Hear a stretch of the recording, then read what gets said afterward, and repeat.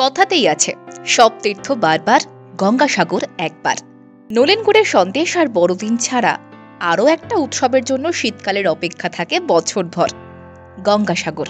মকর সংক্রান্তির পুণ্যস্নান, লক্ষ লক্ষ তীর্থযাত্রী আর এক বিশাল ব্যবসায়িক কর্মকাণ্ড। কাজেই শীতকাল পড়তেই শুরু হয়ে গেল গঙ্গাসাগরের প্রস্তুতি। ভিড় এড়াতে ডিসেম্বর থেকেই পর্যটকদের ভিড় নজরে আসছে সাগরদ্বীপে। ভিড় সামাল দিতেও তৎপর প্রশাসন।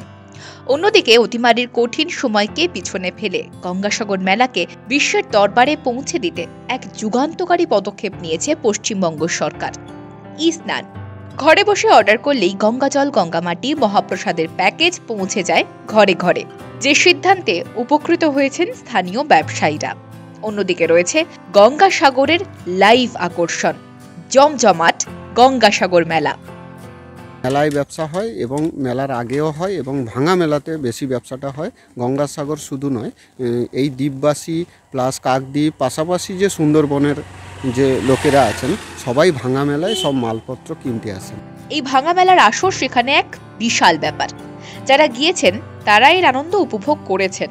হোটেল, পার্কিং, ট্রলার, অন্যান্য স্টল, ছোট বড় ব্যবসায়ীরা সব মিলিয়ে গঙ্গাসাগর মানে এক হই হই রই রই ব্যাপার। গঙ্গাসাগরকে নিয়ে আমরা উচ্ছ্বাসে বুক বাঁধি। সারা বছরের ব্যবসা এই গঙ্গাসাগর মেলায় হয়। হ্যাঁ, এইটা যাতে ট্যুরিজম ক্ষেত্র তৈরি হয়ে যায় আগামী দিনে সরকারের সহযোগিতায়, সেটা হলে কি হবে, আমরা তো বেকার যুবক যুবতীদের একটা কর্মসংস্থানের জায়গা তৈরি হবে। এক, দুই হচ্ছে আর্থসামাজিক মান উন্নয়ন ঘটবে।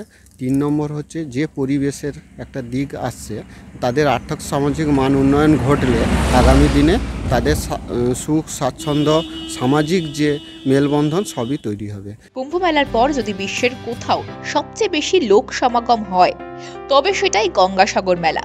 তাই গঙ্গাসাগর মেলাকে বিশ্বের দরবারে পৌঁছে দিতে পশ্চিমবঙ্গ সরকারের কাছে আবেদন জানাচ্ছেন স্থানীয় মানুষজন, যার ফলে স্থানীয় মানুষ তো উপকৃত হবেনই, একই সঙ্গে পশ্চিমবঙ্গেরও যে আর্থিক শ্রীবৃদ্ধি হবে সেটা বলাই যায়। গঙ্গাসাগর থেকে প্রসূন ব্যানার্জির রিপোর্ট, বিজনেস প্রাইম নিউজ।